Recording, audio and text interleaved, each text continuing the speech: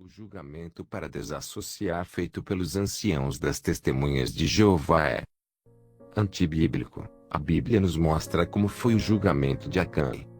O julgamento de Acã foi feito em sala fechada por 3 anciãos.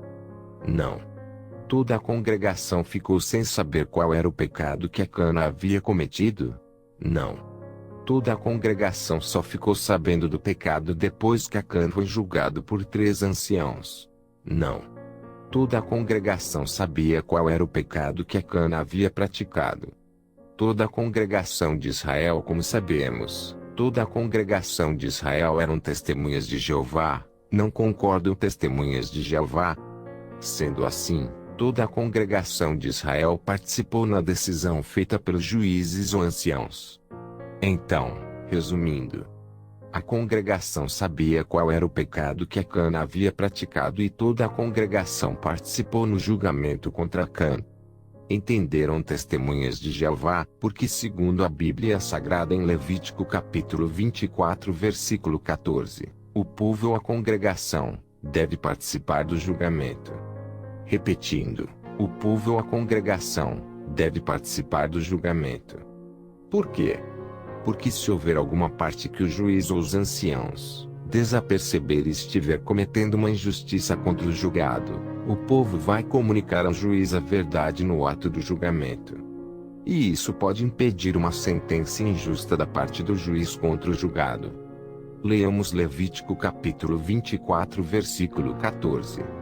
Leve para fora do acampamento aquele que proferiu a maldição, e todos os que ouviram porão as mãos sobre a cabeça dele, e toda a assembleia ou toda a congregação o apedrejará. A Bíblia é clara em provar que o julgamento feito às portas fechadas pelas testemunhas de Jeová não segue os princípios bíblicos de a mão de todo o povo deve condenar o pecador, pois o seja corpo governante das testemunhas de Jeová obriga apenas 3 anciãos como já sendo suficiente em seus julgamentos ou reuniões judicativas, e não convida a congregação para participar.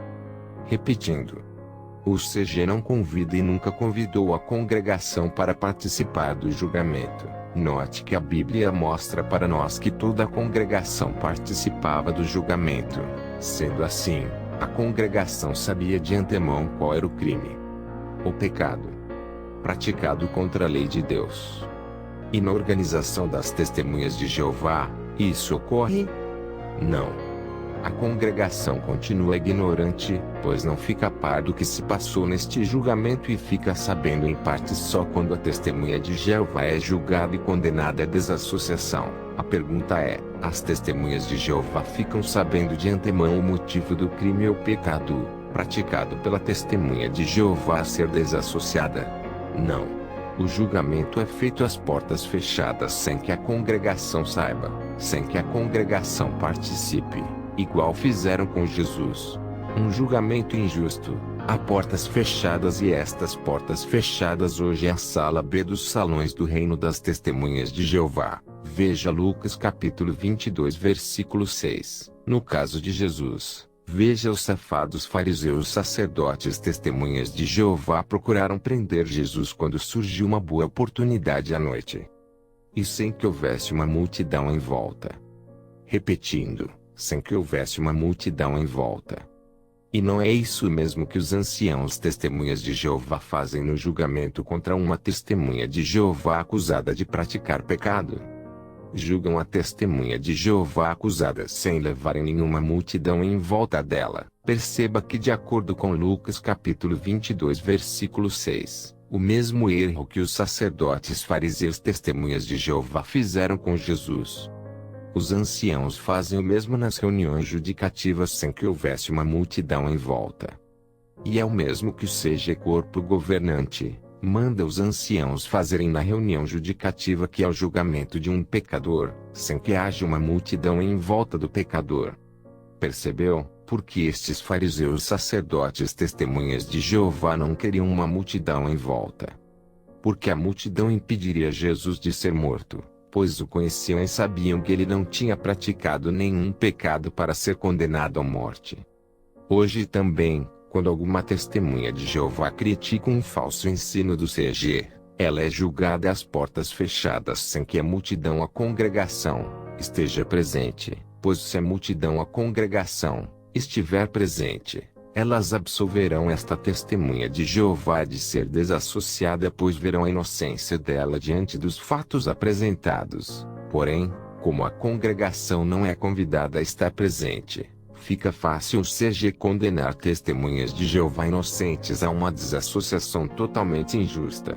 Percebeu? E depois da desassociação, esta multidão ou congregação desinformada age igual àquela multidão desinformada dos dias de Jesus que apoiaram a condenação à morte de Jesus. Também apoiam os anciãos em suas desassociações injustas e aplaudem o CG e os anciãos que desassociaram esta pessoa. De acordo com a Bíblia Sagrada, os julgamentos deviam ser realizados em público. Mas esse julgamento de Jesus foi em secreto. Ninguém da congregação tentou ou teve permissão para falar a favor de Jesus. E hoje, os anciãos das testemunhas de Jeová procedem de modo similar nas reuniões judicativas. O julgamento não é em público como a Bíblia diz que deveria ser, e a congregação, por não participar, não pode intervir em favor da testemunha de Jeová que poderá ser condenada injustamente. Repetindo, o julgamento não é em público como a Bíblia diz que deveria ser, e a congregação, por não participar, não pode intervir em favor da testemunha de Jeová que poderá ser condenada injustamente. Note que a multidão nos dias de Jesus era ignorante quanto aos fatos da condenação contra Jesus, mas mesmo assim resolveram dizer amém para a condenação feita pelos fariseus sacerdotes testemunhas de Jeová. E assim procede de modo similar hoje a multidão ou congregação das testemunhas de Jeová, ficam felizes com a desassociação de uma testemunha de Jeová supostamente pecadora, pois confiam cegamente nestes anciãos, assim como a multidão nos dias de Jesus confiavam cegamente nos fariseus sacerdotes testemunhas de Jeová que condenaram injustamente a nosso Senhor Jesus Cristo. Veja Deuteronômio capítulo 17 versículo 7, que diz: a mão das testemunhas do pecado deve ser a primeira a vir contra o pecador para matá-lo, e depois a mão de todo o povo deve condenar o pecador. Repetindo, e depois a mão de todo o povo deve condenar o pecador. Você deve eliminar o mal do seu meio. Ponto. De modo que a Bíblia é clara em provar que o julgamento às portas fechadas pelas testemunhas de Jeová não segue os princípios bíblicos de a mão de todo o povo deve condenar o pecador, pois como as testemunhas de Jeová sabem, são apenas 3 anciãos que julgam e condenam as testemunhas de Jeová supostamente pecadoras em suas reuniões judicativas, e a congregação que deveria participar, não participa. Assim, está provado que o CG tem errado na questão das reuniões judicativas e com certeza, tem desassociado injustamente muitas testemunhas de Jeová, causando revolta e até mesmo tropeço na testemunha de Jeová injustamente desassociada, que passa a ser ateia.